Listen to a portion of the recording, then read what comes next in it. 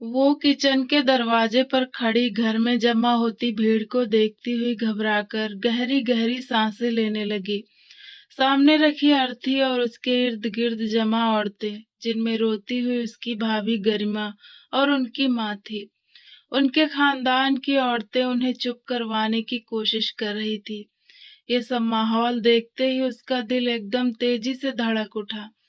इतना रश देखकर उसकी सांसें उखड़ने लगी। वो सुन्न सी खड़ी अपने गले पर हाथ रखकर सांस बहाल करने की कोशिश करने लगी। इतना रश और इतनी औरतों को देखकर वो वहां से भाग जाना चाहती थी, लेकिन उसमें हिम्मत ही नहीं थी कि वो एक भी कदम उठा सके।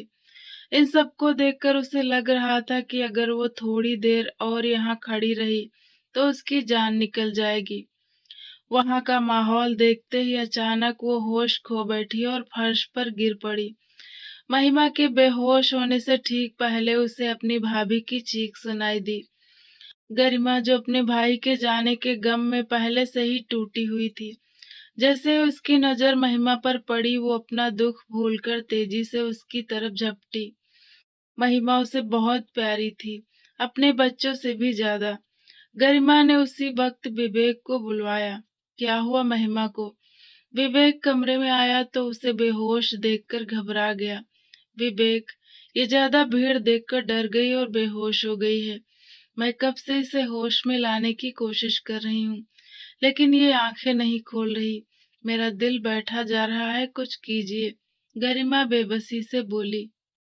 कुछ नहीं होगा, तुम खुद को संभालो, मैं कुछ करता हूँ। विवेक ने गरिमा को ढांढस बंधाया और बाहर निकला। अंदर से वो भी अपनी जान से प्यारी बहन के लिए बहुत परेशान था। तभी बाहर उसे एक फौजी नौजवान खड़ा दिखा।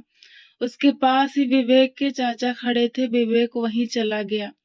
क्या हुआ महिमा को? क्या उसे होश आया? चाचा ने संजीदगी से पूछा, तो विवेक ने ना में सिर हिला दिया। यह तो फिक्र वाली बात है, इसे हॉस्पिटल लेकर जाओ, चाचा ने कहा। विवेक थोड़ा हिचकिचाया तो चाचा ने यकीन दिलाते हुए कहा, विवेक, तुम फिक्र मत करो, बाकी सब लोग यहाँ हैं। वैसे भी मेरे बेटे ने वीर गति पाई है, उसने बहुत बड़ा मुकाम हासिल किया है। तुम बच्ची को लेकर हॉस्पिटल जाओ। आप मेरे साथ आ जाइए, मैं ले चलता हूँ। वो नौजवान जो अभी तक वहीं खड़ा सब सुन रहा था बोला। उसका नाम आयांश था। विवेक सिर हिलाते हुए अंदर की तरफ बढ़ गया। थोड़ी ही देर में वे लोग हॉस्पिटल की तरफ निकल गए। विवेक फ्रंट सीट पर आयांश के साथ बैठा था, जबकि गरिमा पीछे थी। उसके कंधे से लगकर महिमा बेहोश पड़ी थी। ड्राइविंग करते हुए आयांश की एक नजर बैक शीशे पर पड़ी और वही नजर उसका चैन उड़ा ले गई। उसे समझ नहीं आया कि दिल में कैसी बेचैनी उठी है। वे लोग हॉस्पिटल की पार्किंग में पहुंचे तो विवेक को चाचा की कॉल आ गई, जिसे सुनना बहुत जरूरी था। वो कार से बाहर निकलकर हॉस्पिटल के लॉन की तरफ चला गया। गरिमा ने महिमा को बाहर निकालने की कोशिश की, लेकिन वहां कोई वार्ड बॉय नहीं था जो स्ट्रेचर लाता। आयांश ने खुद से गाड़ी से बाहर निकला था।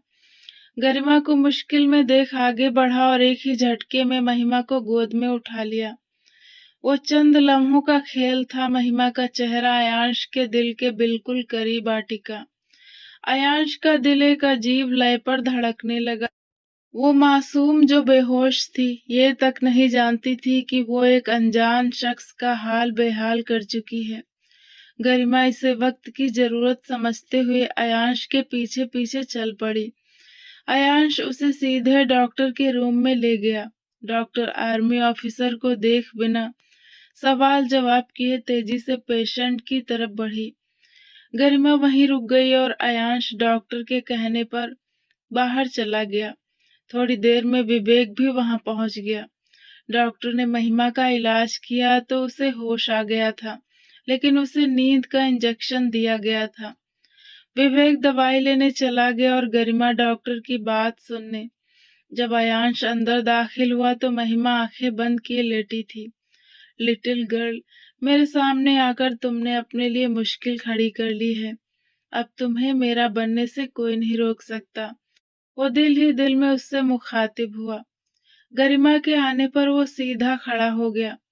विवेक भी आ चुका था। अयांश खुद ही महिमा को उठाकर कार तक लाया और घर पहुंचने पर भी वही उसे गोद उठाकर अंदर ले गया। विवेक और गरिमा ने उसका शुक्रिया अदा किया, जिस पर उसने एक नॉर्मल सा रिस्पॉन्स दिया और वहां से चला गया। वक्त गुजरने लगा, लेकिन महिमा जो पहले हर वक्त विवेक और गरिमा के बच्चों के साथ खेलने में मगन रहती थी, अब थोड़ी खामोश रहने लगी थी, जिसे देखकर गरिमा काफी परेशान थी। आज वो उससे बात करने के इरादे से उसके कमरे में आई। उसके हाथ में खाने की ट्रे थी। महिमा गुड़िया वो कमरे में दाखिल हुई तो उसे खिड़की के पास बैठा देखकर मुस्कुराती हुई उसे पुकारने लगी। गरिमा मुस्कुराती हुई महिमा के पास बैठी। महिमा ने अपनी भाभी को देखकर एक फीकी सी मुस्कान दी। क्या हुआ मेरी गुड़िया को? आज खाना खाने भी नहीं आई? कोई बात परेशान कर रही है तो अपनी भाभी से बता दो। गरिमा ने उसके गाल सहलाते हुए बड़े प्यार से पूछा, साथ ही खाने का निवाला बनाकर उसकी तरफ बढ़ाया, जिसे महिमा ने चुपचाप खा लिया। भाभी एक बात पूछूं आपसे? महिमा ने निवाला चबाते हुए बहुत ही गंभीर अंदाज में गरिमा की ओर देखकर कहा। हाँ जरूर पूछो। गरिमा ने एक और निवाला उसकी तरफ बढ़ाया। भाभी मैं ऐसी क्यों हूँ? वो उलझे हुई आवाज में पूछ रही थी। गरिमा ने एकदम चिंता से उसे देखा। कैसी? तुम तो बहुत अच्छी हो, बिल्कुल एक प्यारी सी गुड़िया जैसी। नहीं भाभी, मुझे बताएं ना कि मुझे लोगों से मिलने में इतना डर क्यों लगता है। कल भी जब वो औरतें घर आई थी तो मैं छुप गई थी। मैं ऐसी क्यों हूँ? ये सब मम्मी पापा की वजह से हुआ ना। अगर वो मुझे छोड़कर ना जाते तो मैं ऐसी नहीं होती। वो पहले तो उलझी हुई बातें कर रही थी, लेकिन आखिर में उसकी आवाज में थोड़ा गुस्सा और पुराना दुख झलकने लगा। गरिमा ने उसे भावुक होकर देखा। महिमा अब 18 साल की हो चुकी थी, लेकिन उसके मन के पुराने घाव अब भी हरे थे। वो अपनी हर उलझन गरिमा से ही बांटती थी। नहीं गुड़िया, ऐसा नहीं है। मम्मी पापा के लिए तो तुम सबसे कीमती थी। इसीलिए जब तुम्हारा जन्म हुआ तब उन्होंने तुम्हें दुनिया की बुरी नजरों से बचा कर रखा, और उनके जाने के बाद विवेक और मैंने तुम्हें सबसे सुरक्षित रखा, ताकि हमारी गुड़िया को कोई दुख न पहुंचा सके। गरिमा ने उसके मन के डर को शांत करने की कोशिश की। महिमा अब जिज्ञासा से गरिमा को देखने लगी। उसने कभी इस पहलू पर गौर नहीं किया था। सच में भाभी, आप सबने मुझे इसीलिए सबसे दूर रखा? उसने अपनी चमकती आंखों से पूछा। बिल्कुल। गरिमा ने उसे एक और निवाला खिलाते हुए कहा। भाभी, अब तो मैं 18 साल की हो गई हूँ। अब तो मुझे मम्मी पापा के बारे में सब बताइए ना। वे कैसे मिले थे? मुझे उनकी पूरी कहानी सुननी है। आपने कहा था कि जब मैं वयस्क हो जाऊंगी तब सुनाएंगी। अब मैं बड़ी हो गई हूँ, प्लीज सुनाइए। महिमा ने जिद करते हुए कहा। गरिमा मुस्कुराई और सिर हिलाकर कहानी सुनाने को तैयार हो गई। महिमा का ध्यान अब अपनी उदासी से हटकर उस अतीत की ओर जा चुका था। शालिनी, तुम्हें परेशान होने की जरूरत नहीं है। मैं कोई न कोई रास्ता जरूर निकालूंगा। प्रकाश उसका हाथ थामते हुए बोला। नहीं प्रकाश, अब कुछ नहीं हो सकता। मेरे भाई और पिताजी ने मेरा रिश्ता अपनी जैसी ऊंची हैसियत और बड़ी जमीन जायदाद वाले घर में पक्का कर दिया है। परसों मेरी शादी है। अगर उन्हें तुम्हारे बारे में जरा भी भनक लगी तो वे तुम्हें जान से मार देंगे। शालिनी का गला रूंध गया था। शालिनी, तुम मेरी चिंता छोड़ो। बस इतना बताओ कि क्या तुम मुझसे प्यार करती हो? प्रकाश ने संजीदगी से पूछा। हाँ, उसने बिना किसी हिचकिचाहट के सिर हिलाया। तो फिर कल तैयार रहना। मैं तुम्हें अपने साथ अपनी दुनिया में ले जाने आऊंगा। प्रकाश ने उसे देखते हुए निडर से कहा।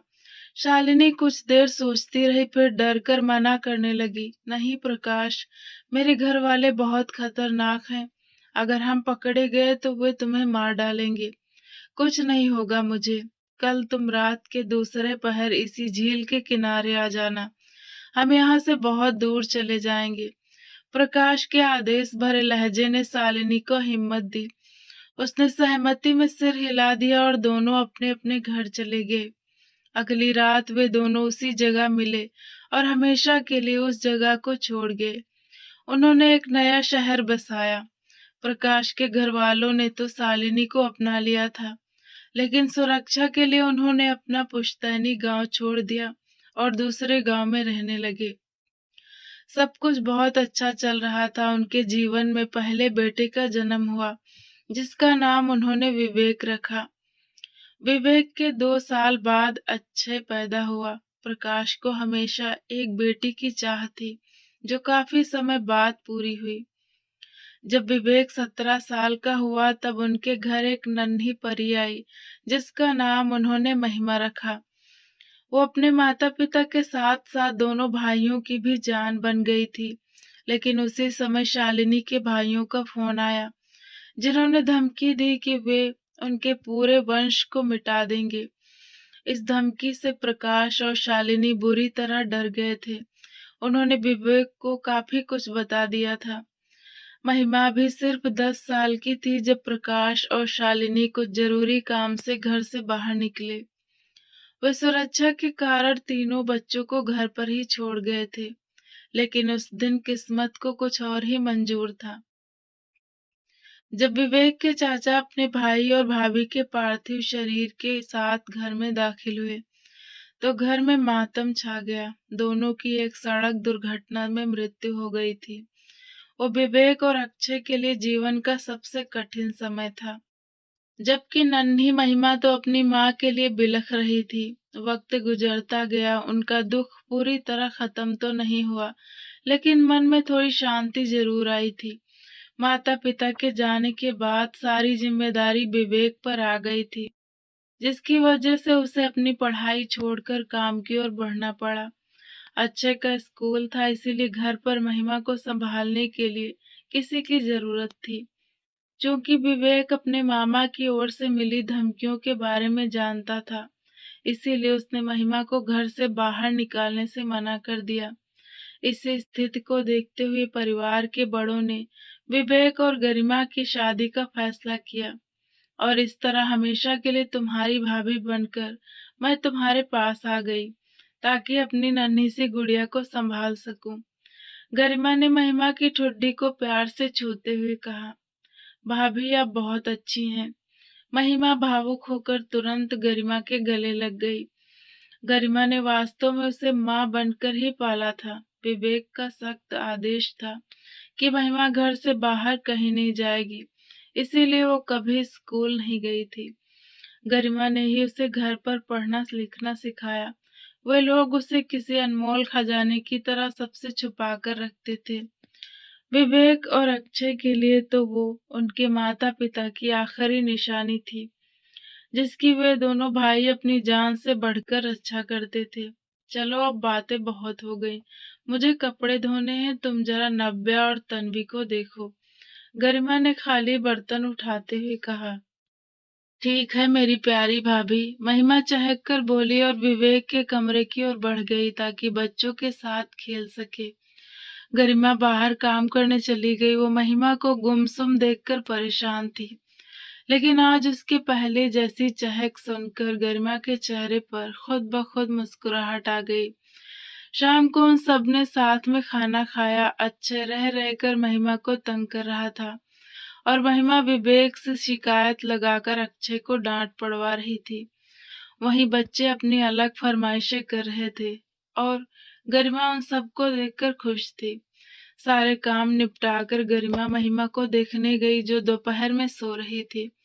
उसे सोता हुआ देख गरिमा बैठक में बैठकर टीवी चलाने ही वाली थी कि तभी दरवाजे पर दस्तक हुई। वो हैरान हुई कि इस वक्त कौन आ सकता है। उसने आश्चर्य के साथ दरवाजा खोला तो सामने एक प्रभावशाली और गरिमामय व्यक्तित्व वाली, लगभग उसकी ही उम्र की एक लड़की खड़ी थी। गरिमा ने वही द्वार पर खड़े ही पूछा, जी आप कौन है और किससे मिलना है? मैं डॉक्टर ईशा हूँ और मुझे आपसे ही मिलना है, वो गंभीरता से बोली। गरिमा थोड़ी परेशान हुई। वो लड़की देखने से ही बहुत अमीर घराने की लग रही थी और बाहर खड़ी बड़ी गाड़ी इस बात का प्रमाण थी। क्या आपके यहाँ मेहमान को दरवाजे पर ही खड़ा रखने का रिवाज है? ईशा ने हल्का मुस्कुराते हुए पूछा। गरिमा कुछ शर्मिंदा हुई और उसे अंदर ले आई। कहिए, आप मुझसे क्यों मिलना चाहती थी? पानी का गिलास आगे बढ़ाते हुए गरिमा ने संजीदगी से पूछा। वो अभी तक उसके आने का मकसद नहीं समझ पाई थी। जी, वास्तव में मैं आपकी ननद महिमा के लिए अपने देवर का रिश्ता लेकर आई हूँ। ईशा ने गरिमा के चेहरे के भाव देखकर असल बात कही। गरिमा हक्की बक्की रह गई। ये बात उसके ख्यालों में भी दूर दूर तक नहीं थी। आप परेशान मत होइए और मुझे गलत मत समझिए। मेरा देवर आपकी ननद को पसंद करता है। आप महिमा का रिश्ता हमें दे दें। ईशा ने गरिमा की घबराहट देखकर कहा। ऐसा नहीं हो सकता। महिमा अभी महज 18 साल की है और उसकी शादी अभी किसी भी तरह मुमकिन नहीं है। गरिमा ने सख्ती से कहा। आप निश्चिंत रहिए, अभी हम सिर्फ रिश्ता पक्का करना चाहते हैं। शादी तो महिमा की मर्जी और सही समय आने पर ही होगी। ईशा ने विश्वास भरे अंदाज में कहा। वो जैसे रिश्ता तय करने की ठान कर ही आई थी। लेकिन गरिमा ने बात काटते हुए कहा। महिमा का रिश्ता फिर भी नहीं हो सकता, क्योंकि उसका रिश्ता बचपन से ही हमारे एक परिचित के बेटे आरव के साथ तय हो चुका है। गरिमा ने ये झूठ उसे टालने के लिए बोला। देखिए ईशा जी, आप रिश्ता लेकर आई थी, लेकिन मैं इससे इनकार कर रही हूँ। गरिमा के दो टूक जवाब के बाद ईशा को वहां रुकना ठीक नहीं लगा और वो चली गई। गरिमा परेशान हॉल में वहीं बैठी रह गई। थोड़ी देर बाद महिमा बाहर आई और उसे परेशान देखकर पूछा। भाभी, क्या हुआ? नहीं, कुछ नहीं। गरिमा ने मुस्कुराने की कोशिश की, बस कुछ सोच रही थी और तुम उठ गई। महिमा ने अपनी सारी चिंताएं झटक दी। तभी विवेक और परिवार के बाकी सदस्य घर आए। वे सब बाहर खड़ी उस बड़ी गाड़ी और ईशा को देखकर हैरान थे। गरिमा ने उनसे कुछ नहीं छुपाया और सारी बात बता दी। पूरा परिवार इस बात को लेकर अचंभित था कि आखिर इतने बड़े घर के लोग महिमा तक कैसे पहुंचे। बाहर खड़ी उस शानदार गाड़ी को देखते ही मोहल्ले के लोग और रिश्तेदार बारी बारी से चाचा जी के पास आने लगे। सब यही पूछ रहे थे कि क्या सब खैरियत है, ये लोग कौन आए थे। चाचा जी ने सबको यही बताया कि महिमा का रिश्ता आया था। शाम होते होते पूरे खानदान में ये बात आग की तरह फैल गई कि इतने अमीर घराने से महिमा के लिए रिश्ता आया है। हर कोई इस बात पर हैरान था कि जो लड़की कभी घर से बाहर नहीं निकली, जिसे किसी ने कभी बोलते तक नहीं सुना, और जो किसी अजनबी को देख ले तो रोने लगती है, उसके लिए इतना बड़ा रिश्ता कैसे आ गया। लोग तरह तरह की बातें बनाने लगे। कुछ जलनखोर औरतों ने तो यहाँ तक कह दिया, दिखती तो बच्ची है पर अभी से इतने अमीर लड़कों को फंसाना शुरू कर दिया है। महिमा इन सब बातों से बिल्कुल अनजान थी। वो अपने कमरे में नब्बे और तन्वी के साथ खेल कूद में मगन थी। जब विवेक को इन बातों की खबर हुई तो उसने गरिमा को बहुत एहतियात बरतने को कहा। इस बात को एक हफ्ता बीत गया था जब ईशा एक बार फिर उनके घर के हॉल में बैठी थी। देखिए गरिमा जी, प्लीज आप महिमा का रिश्ता हमें दे दीजिए। मेरा देवर उससे बहुत प्यार करने लगा है। ईशा ने लगभग मिन्नत करते हुए कहा। आज महिमा भी जाग रही थी, लेकिन घर में किसी मेहमान के आने की आहट सुनते ही वो बच्चों के साथ कमरे में दुबक गई थी। ऐसा नहीं हो सकता। मैंने आपसे कहा ना कि उसका रिश्ता हमारे परिचित के बेटे आरव के साथ तय हो चुका है। गरिमा ने थोड़े गुस्से में कहा। अच्छा प्लीज मुझे बस एक बार उससे मिलवा तो दीजिए, एक बार बस। ईशा ने संजीदगी से कहा। जब हमने रिश्ता तय करना ही नहीं तो क्यों मिलवाऊं? आप अब यहाँ से जा सकती हैं। गरिमा ने दो टूक जवाब दिया। नहीं, मैं यहाँ से तब तक नहीं जाऊंगी जब तक आप महिमा को मुझसे मिलवा नहीं देती। ईशा भी अपनी बात पर अड़ गई थी। वो अपने देवर की पसंद को करीब से देखने के लिए बहुत उत्सुक थी। गरिमा बेचैन होने लगी। पहले ही खानदान वाली महिमा के बारे में फिजूल बातें बना रहे थे, अब जल्द से जल्द ईशा को विदा करना चाहती थी। लेकिन ईशा के अंदाज से लग रहा था कि वो बिना मिले नहीं जाएगी। मैं उसके सामने रिश्ते की कोई बात नहीं करूंगी, बस आप एक बार मिलवा दीजिए। ईशा की विनती सुनकर गरिमा ने ना चाहते हुए भी महिमा को आवाज दी। वो बस इस बार मामले को खत्म करना चाहती थी। महिमा डरी सहमी सी बाहर आई। भाभी, वो घबराकर गरिमा के पास जाकर खड़ी हो गई। बहुत सुंदर, उसे देखते ही ईशा के मुंह से अचानक निकला। महिमा, इधर आओ। ईशा ने उसे अपने पास बुलाया। महिमा खौफजदा होकर गरिमा की तरफ देखने लगी। गरिमा के इशारा करने पर वो ईशा की तरफ बढ़ी, जो अब खड़ी हो चुकी थी। तुम बहुत प्यारी हो, ईशा ने उसे गले लगाते हुए कहा। महिमा ने अपनी बड़ी बड़ी आंखों से उसे हैरानी से देखा। ईशा मुस्कुराई और कुछ चॉकलेट्स उसकी तरफ बढ़ाते हुए बोली, ये तुम्हारे लिए। लेकिन गरिमा ने बीच में ही टोक दिया।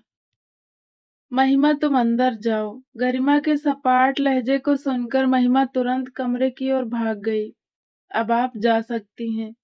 गरिमा के कहने पर ईशा उदास मन से वहां से निकल गई। रात में जब सब घर लौटे तो चाचा चाची भी वहां आ गए। अब वो औरत यहाँ क्यों आई थी? चाचा जी ने गंभीरता से पूछा।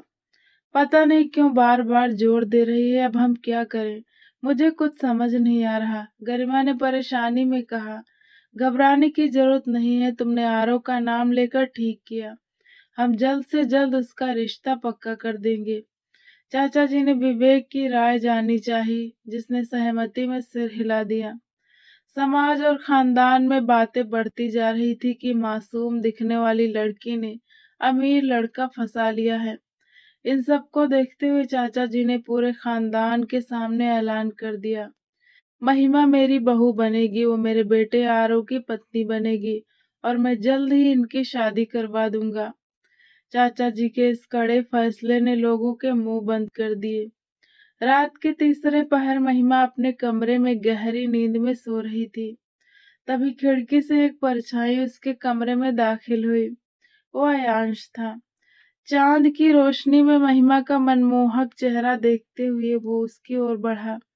उसके बिल्कुल पास आकर उसने महिमा के चेहरे पर आए बालों को धीरे से पीछे किया। लिटिल गर्ल, क्यों तड़पा रही हो? और ये तुम्हारे घर वाले कुछ ज्यादा ही आगे बढ़ रहे हैं, लेकिन रहोगे तो तुम मेरी ही, चाहे ये लोग कुछ भी कर ले। वो उसे एक टक देखते हुए दबी आवाज में बोला। उसकी नजरों की तपिश से महिमा नींद में ही बेचैन होने लगी। तुम तो अभी सिर्फ मेरी नजरें बर्दाश्त नहीं कर पा रही हो, मेरी शिद्दत कैसे सहोगी? अयांश ने एक हल्की मुस्कान के साथ उसकी बेचैनी देखते हुए उसके चेहरे पर उंगलियां फेरने लगा। नींद में अपने चेहरे पर किसी के स्पर्श का एहसास होते ही महिमा की आंखें खुल गई। अपने कमरे में एक अनजान साए को देखकर वो बुरी तरह डर गई और उसके मुंह से जोरदार चीख निकल गई।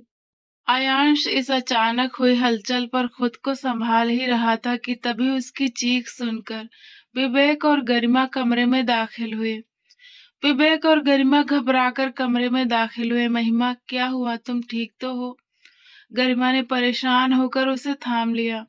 उस समय किसी का ध्यान खिड़की के पास खड़े उस साये की तरफ नहीं गया। वो महिमा ने रोते हुए खिड़की की तरफ इशारा किया। कौन हो तुम? विवेक ने आगे बढ़कर उस शख्स का कॉलर पकड़ लिया। तुम्हारा होने वाला जीजा। अपने हाथ से कॉलर छुड़ाते हुए अयांश ने बेबाकी से कहा। क्या बकवास कर रहे हो? निकलो हमारे घर से। अक्षय भी गुस्से में आगे बढ़ा। देखो, मैं सीधी तरह से कह रहा हूँ, मैं तुम्हारी बहन से बहुत प्यार करने लगा हूँ। बेहतर यही होगा कि सीधे तरीके से शादी करके इसे मेरे साथ विदा कर दो, वरना अंजाम के जिम्मेदार तुम खुद होगे। अयांश ने बहुत गंभीरता से उन दोनों को चेतावनी दी। तुम्हारी इतनी हिम्मत, हमारे घर में खड़े होकर हमें ही धमकी दे रहे हो? विवेक उस पर झपटा, लेकिन अयांश ने भी उतनी ही तेजी से बचाव किया। महिमा कांपते हुए गरिमा के पीछे छिप गई। उसे कुछ समझ नहीं आ रहा था। तभी उसने देखा कि अयांश का एक जोरदार मुक्का विवेक के चेहरे पर लगा। महिमा की चीख निकल गई, जिसे सुनते ही अयांश ने झटके से उन दोनों को छोड़ दिया। वो फौजी था। उसके प्रशिक्षण के सामने वो दोनों कुछ भी नहीं थे। अभी तुम दोनों को तुम्हारी बहन की वजह से छोड़ रहा हूँ। वापस आऊंगा और इससे शादी करके हमेशा के लिए ले जाऊंगा। अगर इनकार किया तो अपना हाल सोच लेना। वो उन्हें चेतावनी देता हुआ महिमा के पास आकर रुका। लिटिल गर्ल, मेरा इंतजार करना। उसकी तरफ देखकर आंख मारते हुए वो बाहर निकल गया। महिमा की जैसे जान ही निकल गई थी। वो भागती हुई अपने भाइयों के पास पहुंची। अगली सुबह चाचा चाची और परिवार के बाकी लोग भी घर आ गए। जब उन्हें सारी बात पता चली तो चाचा जी ने इसी हफ्ते के अंदर शादी करने का फैसला कर लिया। आयांश, जो उनके घर की एक एक खबर रख रहा था, उसे जब शादी की खबर मिली तो वो गुस्से से भर गया। उसने अब अपने तरीके से निपटने का सोच लिया था। उसने अपना फोन उठाया और एक मैसेज भेजा। कुछ ही देर में पुलिस ने विवेक और अक्षय दोनों को हिरासत में ले लिया। गरिमा घर के काम से मुक्त हुई ही थी कि उसके फोन पर एक अनजान नंबर से कॉल आई। उसने घबराकर फोन उठाया। नमस्ते। नमस्ते भाभी जी, आपसे कहना था कि महिमा सिर्फ मेरी है, लेकिन आप लोगों को तो उसकी शादी आरव से करवानी थी। खैर, आपको सूचना देने के लिए फोन किया था कि आपके पति और देवर दोनों को पुलिस पकड़ कर ले गई है। उम्मीद है अब आप लोग समझ जाएंगे। वो व्यंग से हंसते हुए बोला। गरिमा का दिल बैठ गया। वो समझ गई कि ये वही फौजी अयांश था। आयांश ने फोन काट दिया। गरिमा बच्चों और महिमा को पड़ोसियों के पास छोड़कर तुरंत थाने पहुंची। आप दोनों ठीक हैं? उसने नम आंखों से पूछा। हम ठीक हैं गरिमा, विवेक ने उसे दिलासा दिया। ये सब उसी लड़के ने किया है। हम जानते हैं गरिमा, महिमा की शादी किसी भी हाल में रुकनी नहीं चाहिए। तुम चाचा जी से बात करके कल ही उसका और आरव की शादी करवा दो। विवेक ने निडर होकर कहा तो गरिमा ने सहमति में सिर हिला दिया।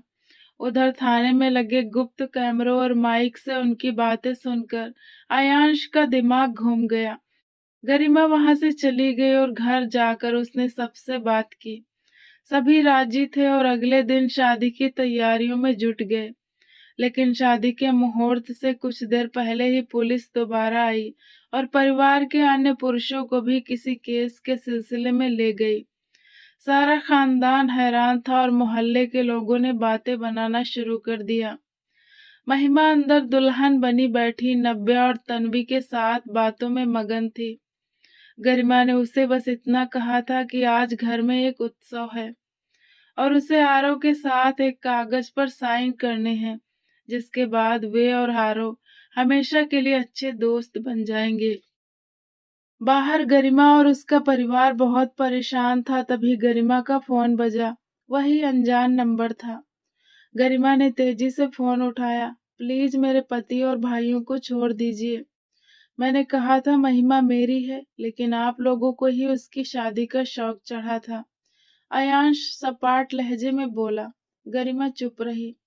अब अगर सबकी भलाई चाहती हैं तो मेरे और महिमा की शादी के लिए राजी हो जाइए, वरना आपके घर की औरतें भी जेल की सलाखों के पीछे होंगी। उसकी गंभीरता सुनकर गरिमा के पसीने छूट गए।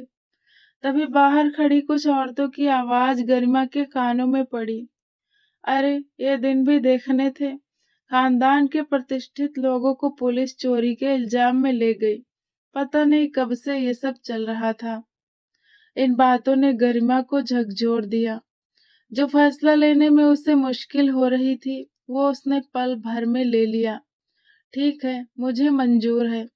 महिमा की शादी तुमसे ही होगी, लेकिन उसकी एक शर्त है। इसके लिए तुम्हें सबको छोड़ना पड़ेगा, गरिमा ने सपाट लहजे में कहा। अरे भाभी जी, आप फिक्र ही ना करें। यहाँ शादी होगी और दूसरी तरफ आपके खानदान के सब पुरुष आजाद हो जाएंगे, आयांश ने सहजता से कहा। गरिमा ने फोन काट दिया। ये क्या किया गरिमा तूने? तेरे पिताजी और विवेक बहुत गुस्सा करेंगे। सरला देवी ने अपनी बेटी को देखते हुए परेशानी से कहा। माँ, सिर्फ एक महिमा की खातिर मैं घर के सभी पुरुषों की बलि नहीं दे सकती। आपने देखा ना, सब तरह तरह की बातें बना रहे हैं और हम अपनी प्रतिष्ठा के साथ समझौता नहीं कर सकते। गरिमा ने दृढ़ता से कहा। सरला जी भी खामोश हो गई। थोड़ी ही देर में आयांश और ईशा गवाहों के साथ वहां पहुंच गए। जैसे ही शादी की रस्में पूरी हुई, आयांश ने फोन करके सबको छोड़ने का आदेश दिया। ईशा ने गरिमा को गले लगाया, लेकिन गरिमा रूखे अंदाज में मिलकर पीछे हट गई। महिमा कहाँ है? उसे भेज दें, हम लोग चलते हैं, आयांश ने गरिमा की तरफ देखते हुए कहा। क्या मतलब? गरिमा ने हैरानी से उसे देखा।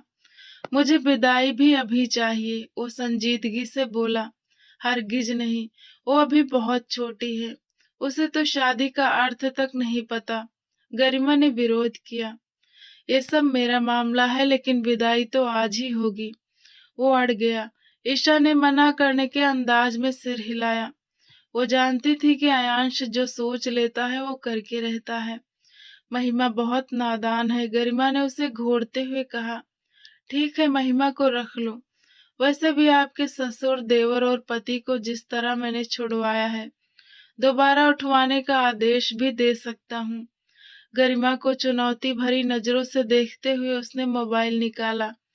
नहीं, रुक जाओ, ठीक है, ले जाओ महिमा को, लेकिन कभी पलट कर इस तरफ का रुख मत करना। गरिमा ने दुखी मन से कहा। जब फैसला कर ही लिया था तो पीछे हटने का क्या फायदा? आयांश एक विजयी मुस्कान के साथ सहमत हो गया। थोड़ी ही देर में वे तीनों वहां से निकल गए। गाड़ी में घूंघट में लिपटी महिमा की हिचकियां गूंज रही थी, जो ईशा से गले लगकर लगातार रो रही थी। उसकी भाभी ने उससे कहा था कि उसकी शादी हो गई है और अब उसे हमेशा के लिए अपनों से दूर जाना है। जिनके साथ वो जा रही है, अब से वही उसके अपने हैं। वो अपने भाइयों और भाभी से दूर जाने का सोचकर जो रोना शुरू हुई थी, अब तक शांत नहीं हुई थी। वे लोग उस होटल पहुंच गए जहां आयांश और ईशा रुके हुए थे। ईशा उसे लेकर कमरे में आ गई। महिमा गुड़िया, आप हाथ मुंह धो लो और रोना बंद करो। आप तो अच्छी बच्ची हो ना। ईशा ने उसका घूंघट हटाकर उसके आंसू पोंछे। मुझे भैया और भाभी के पास जाना है, वो हिचकियां लेते हुए बोली। अभी नहीं जा सकती, लेकिन मैं वादा करती हूँ कि थोड़ा समय बीतने के बाद तुम्हें लेकर जाऊंगी, लेकिन तभी जब तुम हम सबके साथ खुश रहोगी। अगर ऐसे ही रोती रहोगी तो मैं बिल्कुल नहीं ले जाऊंगी। ईशा ने बनावटी डांट के साथ कहा। नहीं, मैं नहीं रोऊंगी। महिमा ने झट से आंसू साफ किए तो ईशा के चेहरे पर मुस्कुराहट आ गई। हाथ मुंह धोने के बाद ईशा ने उसे खाना खिलाया और बातों ही बातों में उसे अपने साथ कंफर्टेबल कर लिया। महिमा को सोए अभी थोड़ी ही देर हुई थी कि कमरे के दरवाजे पर दस्तक हुई। ईशा ने दरवाजा खोला तो सामने आयांश को देखकर उसका गुस्सा फिर से बढ़ गया। यहाँ क्या कर रहे हो? ईशा गुस्से से बोली। क्या मतलब भाभी, मेरा कमरा है, मैं यहाँ नहीं आऊंगा तो कहाँ जाऊंगा? आयांश अनजान बनते हुए बोला। आयांश, ईशा ने उसे चेतावनी भरी नजरों से देखा। अरे भाभी, आपको नहीं लग रहा कि आप कबाब में हड्डी बन रही हैं? अपने कमरे में जाइए और भाई से बात कीजिए। वो अपनी मुस्कुराहट छुपाते हुए बोला। आयांश, वो अभी सोई है, ईशा ने गंभीरता से कहा। हाँ मालूम है, और उसके पानी के गिलास में नींद की दवा मैंने ही मिलाई थी। वो बेपरवाही से बोला। तुम उसके पास नहीं जाओगी? ईशा ने उसे घूरा। बिल्कुल नहीं, उसने सिर हिलाकर वादा किया। तो ईशा मुस्कुराती हुई बाहर निकल गई। आयांश ने एक नजर चादर में लिपटी महिमा और बालों से ढके उसके चेहरे पर डाली और तैयार होने चला गया। वापस आकर उसने बत्तियां बुझा दी और मेज का लैंप जलाकर उसके सामने बैठ गया। हल्की रोशनी में उसका मासूम चेहरा बहुत ओजस्वी लग रहा था। उसके चेहरे से बाल हटाते हुए अयांश खुद को उसका माथा चूमने से नहीं रोक पाया। महिमा का चेहरा देखकर उसका दिल मचलने लगा। अपने दिल की आवाज सुनते हुए वो उसके चेहरे के एक एक नक्श को निहारने लगा और उसके करीब झुक गया। महिमा नींद में ही बेचैन सी होकर अपना सिर इधर उधर घुमाने की कोशिश करने लगी। वो अपनी मर्जी पूरी कर पीछे हटा और उसके बराबर में ही लेट कर उसे अपनी बाहों के घेरे में ले लिया। आयांश ने उसे अपनी बाहों में समेटा और अपनी आंखें मूंद ली। अरे उठ गई तुम्हारे कपड़े निकाल दिए हैं, फ्रेश हो जाओ और कुछ खा लो, उसके बाद हमें यहाँ से निकलना है। ईशा मुस्कुराते हुए महिमा से बोली, जो अभी सोकर उठी थी। ईशा ने महिमा के कपड़े निकाल कर रखे और अयांश के बैग की चैन बंद की। अयांश खुद सुबह ही किसी काम से जा चुका था और जाते वक्त ईशा को आदेश देकर गया था कि मेरी पैकिंग कर देना, हम दोपहर में दिल्ली के लिए निकलेंगे। उसके इस हुक्म पर ईशा पैर पटकती रह गई थी।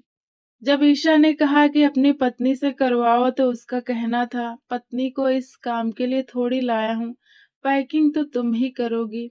वो बड़ी संजीदगी से कहकर चला गया और ईशा बड़बड़ाती रह गई। वे दोनों देवर भाभी होने के साथ साथ अच्छे दोस्त भी थे, इसीलिए उनकी आपस में खूब जमती थी।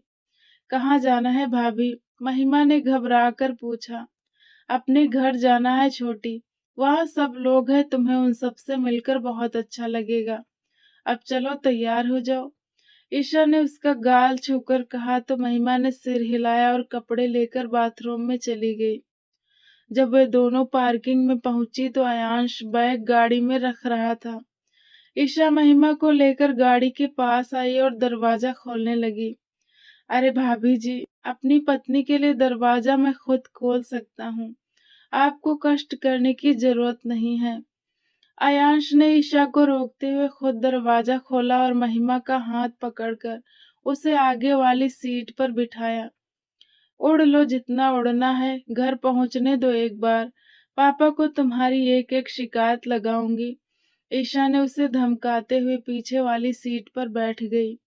अयांश ने उसकी धमकी को अनसुना किया और ड्राइविंग सीट पर बैठ गया।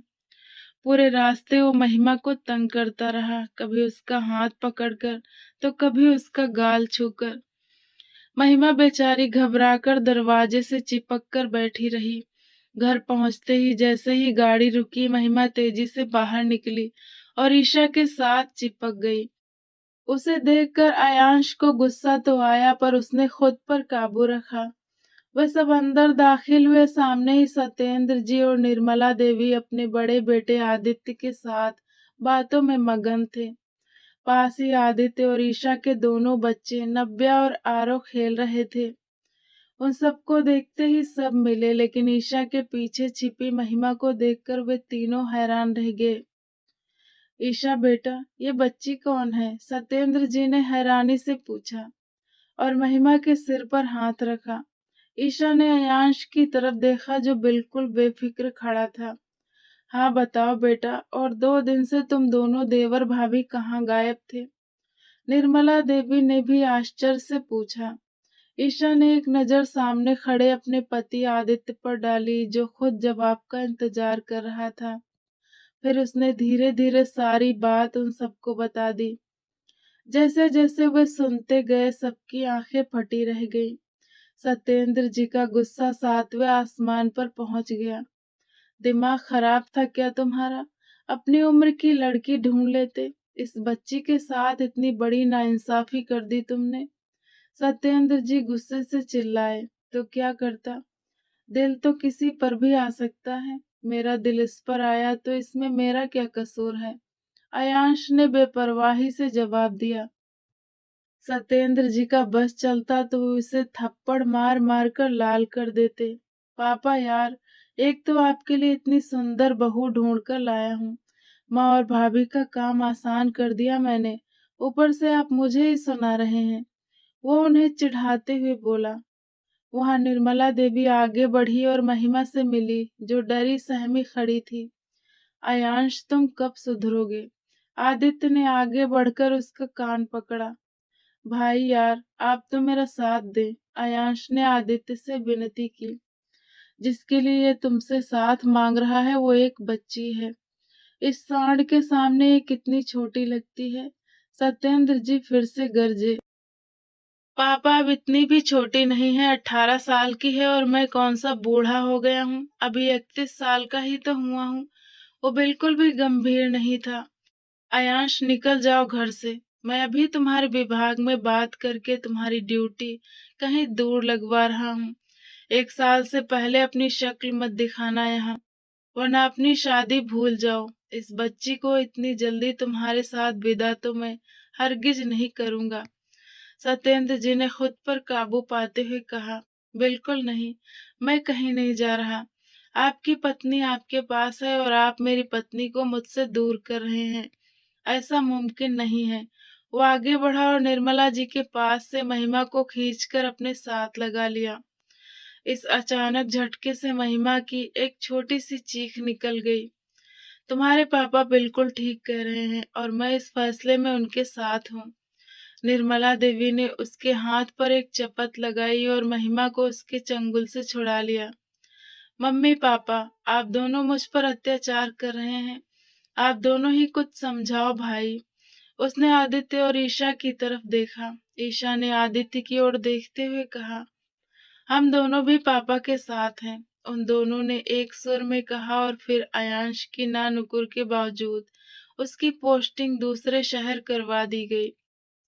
महिमा, जो यहाँ आने से पहले बहुत डरी सहमी रहती थी, यहाँ के माहौल में बहुत जल्द घुल मिल गई। ईशा की छोटी बहन नव्या उसकी हम उम्र थी और ईशा नव्या की तरह ही महिमा का ख्याल रखती थी। निर्मला जी ने भी महिमा का दाखिला नव्या के साथ ही कॉलेज में करवा दिया। अब दोनों का ज्यादातर साथ वक्त बीतता। महिमा को अपने भाई भाभी की याद तो सताती, मगर ईशा उसे हर बार ये कहकर शांत करवा देती कि थोड़ा समय बीत जाने दो, सब ठीक हो जाएगा। उसके बाद मैं अयान से कहकर तुम्हें उनसे मिलवा लाऊंगी। ये सुनकर महिमा भी चुप हो जाती। घर के सभी लोग उसका बहुत ध्यान रखते थे। भाभी यार प्लीज एक बार। अयांश फोन कान से लगाए ईशा की मिन्नतें कर रहा था। बिल्कुल नहीं। ईशा एक मरीज की जांच करते हुए अपने कान में लगे हेडफोन से उसकी आवाज सुनते हुए बोली, क्या आपको अपने मासूम से देवर पर तरस नहीं आता? बड़ी मुश्किल से 2 दिन की छुट्टी लेकर यहाँ पहुंचा हूँ। अगर पापा को पता चला तो 1 साल की पोस्टिंग और बढ़ा देंगे। मान जाइए ना। उसने ईशा को बहलाना चाहा। आयांश और मासूम, मैं अच्छी तरह जानती हूँ तुम्हें, ईशा ने मजाक उड़ाते हुए कहा। भाभी, आपकी थोड़ी सी मदद इस गरीब का भला कर देगी, आपका क्या जाएगा? अयांश ने संजीदगी से कहा। ओ गरीब। ईशा हैरान हुई, पर बातों बातों में वो उसे मना चुका था। ठीक है, जो मांगोगे मिल जाएगा। अयांश ने लालच दिया और अंत में एक डायमंड सेट के बदले ईशा उसकी बात मान गई। रात का समय था। महिमा गहरी नींद में सो रही थी जब उसे अपने चेहरे पर किसी की गर्म सांसें महसूस हुई। उसने घबराकर एकदम से आंखें खोली और सामने उसी शख्स को देखकर जैसे ही वो चीखने वाली थी, अयांश ने फुर्ती से उसके मुंह पर हाथ रख दिया। जान, क्या अपने पति को मरवाने पर तुली हो? उसके कान में मध्यम आवाज में फुसफुसाते हुए उसने महिमा के कान के निचले हिस्से को धीरे से काट लिया। महिमा तड़प उठी। यहाँ नव्या जाग जाएगी, चलो अपने कमरे में चलते हैं। उसके गाल चूमते हुए वो एक शरारती मुस्कुराहट के साथ बोला। महिमा ने डर के मारे ना में सिर हिलाया। मैं हाथ हटा रहा हूँ। अगर जरा से भी आवाज निकाली तो अभी अपने साथ ले जाऊंगा सबसे दूर। उसने बनावटी गुस्से में धमकी दी। उसकी धमकी ऐसी थी कि महिमा की सांसें तक रुक गईं। आयांश मुस्कुराते हुए उसे कंधे पर डालकर दबे पांव अपने कमरे की ओर बढ़ गया। उसे बिस्तर पर लिटाकर वो उसके ऊपर आ गया। उफ, शादी के इतने महीनों बाद एक सुकून की मुलाकात नसीब हो रही है। वो उसके चेहरे के एक एक नक्श को चूमने लगा। साथ ही उसके हाथों की शरारतें भी जारी थी, जिनसे महिमा बेचैन हो रही थी। क्या तुम मुझे याद करती हो? मैं तो तुम्हें बहुत ज्यादा याद करता हूँ, और तुम्हारी खुशबू। उसकी गर्दन पर अपनी नाक रगड़ते हुए वो उसकी महक खुद में उतारने लगा। महिमा की हिम्मत जवाब दे रही थी। वो उसकी गर्दन पर जगह जगह अपने प्यार के निशान छोड़ रहा था। उससे अब और सहन नहीं हुआ। आप प्लीज मुझे छोड़ दे, वो रोते हुए बोली। आयांश ने उसे घूर कर देखा। उसे महिमा की ये बात पसंद नहीं आई। वो उसके होठों की ओर झुकते हुए उसकी सांसें रोकने लगा। महिमा ने सांस रुकने के कारण उसके कंधों पर मुक्के बरसाए। वो थोड़ा पीछे हटा और फिर से उसकी गर्दन की ओर झुक गया। भाभी, मम्मी, वो ऊंची आवाज में चीखने लगी और आंखों से आंसू बहने लगे। आयांश अपनी धुन में मगन था, तभी कमरे के दरवाजे पर दस्तक हुई। उसकी चीखें सुनकर ईसा अपने कमरे से निकलकर वहां आ गई थी। सत्येंद्र जी और निर्मला जी का कमरा नीचे था, इसीलिए उन तक आवाज नहीं पहुंची थी। लेकिन अगर थोड़ी देर और होती तो वे खुद ऊपर आ जाते। आयांश, दरवाजा खोलो। ईशा ने दोबारा दरवाजा खटखटाया। जब दरवाजा नहीं खुला और महिमा के रोने की आवाज तेज हुई, तो वो गुस्से में दरवाजा पीटते हुए बोली, क्या यार भाभी, थोड़ी देर इंतजार नहीं कर सकती थी? वो दरवाजा खोलते हुए बदमाशी भरे अंदाज में बोला, आयांश, निकलो यहाँ से। मम्मी पापा को पता चल गया ना तो तुम जानते हो क्या होगा। ईशा ने तीखे लहजे में कहा। आयांश अपने बालों में हाथ फेरते हुए एक नजर बिस्तर पर बिखरी हुई हालत में लेटी अपनी पत्नी पर डालता हुआ बाहर निकल गया। ईशा महिमा के पास आई। उसकी हालत देखकर ईशा को गुस्सा तो बहुत आया, पर उसने खुद पर काबू किया। उसने महिमा को चुप करवाया और उसके कपड़े ठीक किए। वो बहुत गंदा है, उसने हमें यहाँ छुआ। महिमा रोते हुए बता रही थी। मैं उसे डांटूंगी। अगर दोबारा आया तो मुझे बताना, मैं उसे मारूंगी। अब तुम नब्या के कमरे में जाकर सो जाओ। ईशा ने उसके आंसू पोंछते हुए कहा। महिमा सिर हिलाकर वहां से भाग गई। उसे डर था कि अगर वो अभी नहीं गई तो वो शख्स फिर से कहीं से आकर उसे पकड़ लेगा और वैसी ही हरकतें करेगा। अगले दिन शाम को सब अपने अपने काम में वापस आकर लाउंज में बैठे चाय पी रहे थे। नब्या और महिमा भी वहीं थी। बैठक में सब साथ बैठे थे। महिमा थोड़ी खामोश सी थी। तभी निर्मला जी की नजर उसकी गर्दन पर पड़ी। ये नन्ही, इधर आओ। निर्मला देवी उसे अपने पास बुलाती हुई बोली। महिमा उठकर उनके पास चली गई। ये क्या हुआ? उसकी गर्दन पर पड़े लाल निशान को छूते हुए वो हैरानी से बोली। निशान देखते ही महिमा को पिछली रात का पूरा दृश्य याद आ गया और वह हिचकियां लेकर रोने लगी। ईशा ने घबराहट में अपनी आंखें बंद कर ली। अरे क्या हुआ? रो क्यों रही हो? निर्मला जी ने उसे गले लगाते हुए पूछा। सभी उसके जवाब का इंतजार कर रहे थे। वो मुझे यहाँ लाए थे। वो कल रात कमरे में आए थे और उन्होंने मुझे यहाँ काटा, यहाँ यहाँ छुआ। और रोते हुए अपनी मासूमियत में सब सच बोल रही थी। सत्येंद्र जी को आयांश पर बेतहाशा गुस्सा आया। वो शर्मिंदगी के मारे वहां से उठकर चले गए। आदित्य भी अपनी हंसी दबाता हुआ वहां से निकल गया। ईशा शर्मिंदा से सिर झुकाए बैठी थी। उसने बच्चों को फौरन वहां से भेज दिया। निर्मला जी ने भी महिमा को ईशा के हवाले किया और खुद भी वहां से चली गई।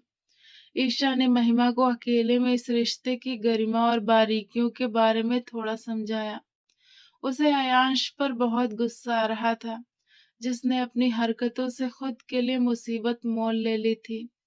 बदतमीज, तुम्हें शर्म नहीं आती एक मासूम बच्ची के साथ ऐसी हरकतें करते हुए? सत्येंद्र जी फोन पर आयांश को डांट रहे थे। अरे पापा, आप तो ऐसे कह रहे हैं जैसे मैं और भैया इस दुनिया में बिना इन सब के ही आ गए हों। वो मजाक करते हुए बोला। ये सुनकर सत्येंद्र जी का चेहरा गुस्से से लाल हो गया। चुप रहो, वो तेज आवाज में चिल्लाए। अरे अरे, गुस्सा करने की जगह मेरे प्यारे पापा, मेरी पत्नी को मेरे पास भेज दीजिए। यकीन मानिए साल भर के अंदर आपको दादा बना दूंगा। वो अपनी हंसी रोकते हुए चमकती आंखों के साथ बोला, आयांश तुम्हें शर्म आनी चाहिए, पिता हूं मैं तुम्हारा। सत्येंद्र जी की आवाज घर में गूंज रही थी। तो पिताजी को किसने कहा था मुझसे मेरी पत्नी को दूर करने के लिए? अपनी पत्नी को तो साथ लेकर बैठते हैं और मेरी पत्नी को मुझसे दूर रखकर मुझ पर अत्याचार कर रहे हैं। वो बेपरवाही से बोला, आयांश अगले 2 साल तक यहाँ कदम मत रखना। सत्येंद्र जी बस इतना ही कह सके। ठीक है, फिर जब मैं वापस आऊं तो मेरा एक छोटा भाई इस दुनिया में होना चाहिए, उसने निर्लज्जता से कहा। सत्येंद्र जी का बस नहीं चला कि फोन में घुसकर उसे पीट दे। आयांश, वो बेबसी से बोले। उनके चेहरे में नरमी महसूस कर वो जोर से हंसा। सुनिए पापा, मुझे वापस आना है, मुझे मेरी पत्नी चाहिए, वरना मैं ऐसे ही आपका चेहरा लाल करता रहूंगा। वो हंसकर बोला, बदतमीज, तमीज से बात किया करो, पिता हूँ तुम्हारा। और रही बात तुम्हारे वापस आने की, तो मैं महिमा से पूछूंगा। जब वो हाँ कहेगी तभी तुम इस घर में कदम रख सकते हो, वरना वहीं रहो। उन्होंने संजीदगी से कहते हुए कॉल काट दी। वक्त गुजरने लगा। निर्मला जी और ईशा धीरे धीरे महिमा को अयांश के साथ उसके रिश्ते के बारे में समझाने लगी। उसे बताया गया कि वो उसका पति है और उसका अधिकार है। महिमा अब 18 साल की हो चुकी थी और उसमें थोड़ी समझदारी आने लगी थी। जब घर वालों को लगा कि अब अयांश को बुला लेना चाहिए तो उन्होंने सत्येंद्र जी से बात की। अयांश एक विशेष अभियान मिशन पर था, जहां से वो 2 महीने बाद वापस आया। सत्येंद्र जी और निर्मला जी ने उसके आने के 3 दिन बाद ही उनके मिलन की रस्म रखी दी। देखते ही देखते वो दिन भी आ पहुंचा जब महिमा एक दुल्हन की तरह सज धज कर अयांश के फूलों से सजे कमरे में बैठी थी। अयांश कमरे में दाखिल हुआ। उसे पारंपरिक दुल्हन की तरह बैठा देखकर उसने दरवाजा बंद किया और अपना कोट सोफे पर फेंकते हुए उसके पास पहुंचा। उसने महिमा के मेहंदी से सजे कोमल हाथ अपने हाथों में ले लिए। मेहंदी की महक महसूस करते हुए उसने घूंघट में ढका उसका चेहरा देखा। लिटिल गर्ल, तुम कब मेरे लिए इतनी जरूरी हो गई, मुझे पता ही नहीं चला। उसके कांपते हाथों को चूमते हुए वो संजीदगी से बोला, कुछ बोलो तो सही, आप मेरे पति हैं। वो कांपती आवाज में बोली। उसके इस भोले जवाब पर अयांश को हंसी आ गई। नहीं, मैं तो तुम्हें कच्चा चबा जाने वाला राक्षस हूँ, बहुत जल्द तुम्हें भी निगल जाऊंगा।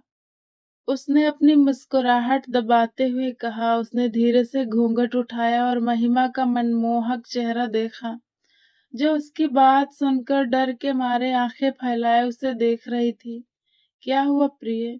उसने उसकी ठुड्डी के नीचे हाथ रखकर उसका चेहरा ऊपर उठाया। महिमा घबराकर पीछे हटने लगी। तभी अयांश ने उसकी कमर में हाथ डालकर उसे अपनी गोद में बिठा लिया। छोड़िए, महिमा ने हटने की कोशिश की, पर उसकी पकड़ मजबूत थी। यह रास्ता छोड़ने के लिए नहीं है, ये तो एक दूसरे को प्यार करने के लिए है। उसने उसके दुपट्टे को हटाते हुए बहुत ही प्यार भरे लहजे में कहा। महिमा के शरीर में सिहरन दौड़ गई। अयांश धीरे धीरे उसके आभूषण उतारने लगा और अपने प्यार का इजहार करने लगा। महिमा का दिल धड़क धड़क कर पागल हो रहा था। अयांश उसे बिस्तर पर लिटाकर खुद उसके ऊपर झुक गया। महिमा ने घबराकर अपना चेहरा दूसरी तरफ मोड़ लिया। उसकी जान तो तब निकल गई जब उसे अपनी चोली की डोरियां खुलती हुई महसूस हुई। थोड़ी ही देर में अयांश ने उनके बीच की सारी दूरियां मिटा दी और उन दोनों की जान एक हो गई। अयांश के जज्बात बेकाबू हो रहे थे, वहीं महिमा की हालत खराब होती जा रही थी। और अयांश की शिद्दत और उसके जुनून को सहन नहीं कर पाई और बेसुध होकर बेहोश हो गई। महिमा को बेहोश देखकर अयांश बुरी तरह घबरा गया। उसने तुरंत उसे ढीले कपड़े पहनाए और ईशा को फोन करके अपने कमरे में बुला लिया। तुम्हारा कुछ नहीं हो सकता अयांश, इसे तुरंत उपचार की जरूरत है, अस्पताल लेकर चलो। ईशा ने महिमा की जांच करते हुए गुस्से में कहा। वह दोनों महिमा को लेकर अस्पताल पहुंचे। ईशा अंदर उसका इलाज कर रही थी और साथ में एक वरिष्ठ डॉक्टर भी थी। खबर मिलते ही सत्येंद्र जी और निर्मला जी भी वहां पहुंच गए। निर्मला जी अंदर महिमा के पास गई, जबकि बाहर पिता और बेटा अकेले खड़े थे। तुम्हें दिखाई नहीं देता वो कितनी नादान है, थोड़ा धीरज नहीं रख सकते थे? सत्येंद्र जी ने कड़े तेवरों के साथ अयांश को घूरते हुए कहा। वो मेरी पत्नी है, मेरी मर्जी। अब मुझे क्या पता था कि आपकी बहू साहिबा इतनी नाजुक साबित होने वाली है। वो सिर झटक कर बोला। इंसान को थोड़ा तो लिहाज करना चाहिए, लेकिन तुम में तो बिल्कुल भी नहीं है। सत्येंद्र जी ने चिढ़कर कहा। हाँ, बिल्कुल नहीं है, और आपको मेरे ऊपर ज्यादा शासन करने की जरूरत नहीं है। वो मेरी पत्नी है, उसे मुझे बर्दाश्त करना ही पड़ेगा। आयांश ने उनकी तरफ बेपरवाही से देखा। इससे पहले कि सत्येंद्र जी कुछ और कहते, डॉक्टर बाहर आ गई। डॉक्टर, मेरी पत्नी कैसी है? आयांश ने बेचैनी से पूछा। वो ठीक है, अब उन्हें होश आ गया है। मिस्टर आयांश, आप मेरे साथ आइए, डॉक्टर ने पेशेवर अंदाज में कहा और आगे बढ़ गई। आयांश उनके पीछे चला गया। तब तक निर्मला देवी और ईशा भी बाहर आ गई थी। सत्येंद्र जी उन सबको लेकर घर के लिए निकल गए। उन्होंने आयांश को मैसेज भेज दिया था कि बहू की दवाइयां लेकर सीधे घर पहुंचना। ये पढ़कर आयांश चिढ़कर रह गया। जी डॉक्टर। उनके सामने बैठकर आयांश गंभीरता से बोला। मिस्टर आयांश, आपकी पत्नी वैसे तो ठीक है, लेकिन कम उम्र और घबराहट की वजह से अंदरूनी तौर पर बहुत कमजोर हैं। आपको उनसे कुछ समय के लिए दूरी बनाकर रखनी होगी। कम से कम 3 महीने तक तो आप उनके करीब बिल्कुल नहीं जा सकते। उम्मीद है आप मेरी बात समझ गए होंगे, डॉक्टर ने संजीदगी से कहते हुए महिमा की दवाइयों का पर्चा उसकी तरफ बढ़ा दिया। डॉक्टर की बात सुनकर आयांश ने गुस्से में अपने होंठ भींच लिए। डॉक्टर उसे और भी कुछ हिदायतें देती रही। करीब आधे घंटे बाद जब वो बाहर निकला और अपना मोबाइल देखा तो सत्येंद्र जी का मैसेज पढ़कर उसने गुस्से में दीवार पर मुक्का मारा और खुद पर काबू पाता हुआ मेडिकल स्टोर की तरफ बढ़ गया। जो कुछ डॉक्टर ने आयांश से कहा था वो ईशा को भी पता था, और ईशा के जरिए निर्मला देवी और सत्येंद्र जी तक भी पहुंच चुका था। महिमा अब आयांश के करीब आने के बजाय उससे और भी ज्यादा दूर भागने लगी थी। निर्मला जी उसे अपने तरीके से समझाने की कोशिश करती थी। बेटा, वो पति है तुम्हारा, उन्होंने प्यार से कहा। नहीं मम्मी, उन्होंने कहा है कि वो लड़कियां निगल जाने वाले राक्षस हैं और मुझे भी निगल जाएंगे। महिमा ने बड़ी राजदारी से उन्हें बताया। निर्मला जी को समझ नहीं आया कि अपनी भोली बहू का साथ दें या अपने बेटे की स्थिति पर दया करें। ऐसा कुछ नहीं है, वो बस मजाक कर रहा था। निर्मला जी ने उसे सहलाते हुए समझाया, लेकिन महिमा के मन में आयांश का खौफ बैठ चुका था। उनकी शादी को 1 हफ्ता बीतने वाला था। महिमा जहां भी आयांश को देखती डर कर भाग जाती। वो नब्या के कमरे में बैठी थी। नब्या कॉलेज गई हुई थी, इसीलिए महिमा अकेली थी। जैसे ही वो हाथ मुंह धोकर बाथरूम से बाहर निकली, सामने सोफे पर आयांश को बैठा देखकर उसके हाथ पांव फूल गए। उसे लगा जैसे पैरों तले जमीन खिसक गई हो। इससे पहले कि वो तौलिया वहीं फेंक कर वहां से भागती, आयांश पलक झपकते ही उसके पास पहुंचा और उसकी कलाई पकड़ ली। आज शाम उसकी छुट्टियां खत्म हो रही थी और वो वापस ड्यूटी पर जा रहा था। जाने से पहले वो एक बार महिमा से मिलना चाहता था, पर वह तो हाथ ही नहीं आ रही थी। जब घर के सब लोग अपने अपने कामों में व्यस्त हुए तो वो चुपके से नब्या के कमरे में आ गए। उसने निडरता से दरवाजा बंद किया और सोफे पर बैठकर महिमा का इंतजार करने लगा। मुझे छोड़ दीजिए वरना मैं शोर मचाऊंगी, वो कांपते हुए आवाज में बोली। आयांश ने झटके से उसे घुमाया और पीछे से अपनी बाहों में जकड़ लिया। इतनी भी क्या जल्दी है लिटिल गर्ल, मैं वापस जा रहा हूँ, कम से कम एक मुलाकात तो शांति से करने दो मुझे। उसकी गर्दन पर अपना चेहरा टिकाते हुए वो बहुत ही गहरे लहजे में बोला। महिमा के हाथ डर के मारे अयांश के हाथों के ऊपर जम गए। वो कांपने लगी थी। इतना डरती क्यों हो मुझसे? मैं कोई तुम्हें खा थोड़ी जाऊंगा। उसके गालों को चूमते हुए वो अपनी गंभीर आवाज में बोला, झूठे। महिमा के मुंह से अचानक निकला। वो घबराकर अपने दोनों हाथ अपने मुंह पर रख गई। क्या कहा? आयांश ने झटके से उसका चेहरा अपनी तरफ मोड़ते हुए आश्चर्य से पूछा। कुछ नहीं कहा, मुझे जाने दीजिए प्लीज। वो आंसू भरी आंखों से उसे देखते हुए विनती करने लगी। बहुत निर्दयी हो तुम जान। उसे देखते हुए वो बेबसी से बोला। महिमा अपनी आंखें बड़ी बड़ी किए उसे निहारने लगी, जिस पर वो अचानक झुका और उसकी दोनों आंखों को चूमते हुए उसकी सांसों को अपनी बाहों में कैद कर लिया। वो उसके कंधों पर मुक्के बरसाते हुए उसे पीछे हटाने की कोशिश करने लगी। आयांश ने अपनी मर्जी से उसे छोड़ा और एक आखिरी विदाई भरी नजर डालता हुआ वहां से चला गया। महिमा ने बिस्तर पर ढह जाने वाले अंदाज में बैठते हुए अपनी सांसें सामान्य की। उसके चेहरे पर शर्म की जो सुर्खी थी, उसे वो अभी पूरी तरह समझ नहीं पा रही थी। आयांश ड्यूटी पर जा चुका था, उसे गए 2 दिन बीत चुके थे और महिमा का जीवन फिर से सामान्य पटरी पर आने लगा था। वो नब्बे के साथ खेल रही थी और इधर उधर घूम रही थी कि अचानक उसे जोरदार चक्कर आया और वो बेसुध होकर फर्श पर गिर पड़ी। घर के सभी लोग घबरा गए और उसे तुरंत अस्पताल लेकर पहुंचे। वहां उन्हें जो खबर मिली वो उनके लिए चिंता का विषय भी थी और बहुत बड़ी खुशी की बात भी। महिमा मां बनने वाली थी। डॉक्टर ने कुछ शारीरिक कॉम्प्लिकेशंस के बारे में बताया था, जिसे लेकर परिवार के सभी लोग थोड़े चिंतित थे। लेकिन डॉक्टर ने उन्हें सही उपचार और देखभाल का आश्वासन देकर तसल्ली दी, जिसके बाद घर में खुशियों का माहौल छा गया। महिमा को जहाँ कुछ अजीब लग रहा था, वहीं उसके लिए ये एहसास बिल्कुल नया और अनोखा था। जब ये खबर आयांश को मिली तो वो अपनी खुशी पर काबू नहीं रख पाया और बेहद उत्साहित होकर तुरंत घर वापस आ गया। अपने आने वाले बच्चे की खबर सुनकर वो बहुत खुश था और परिवार का हर सदस्य इस नन्ही सी जान के आने के इंतजार में झूम रहा था। तो दोस्तों, ये कहानी का पहला भाग है। इस कहानी का पार्ट 2 बहुत जल्द ही आपको मिल जाएगा। अगर कहानी पसंद आई हो तो प्लीज वीडियो को लाइक कर दीजिए। चैनल पर नए हैं तो सब्सक्राइब करना ना भूलें।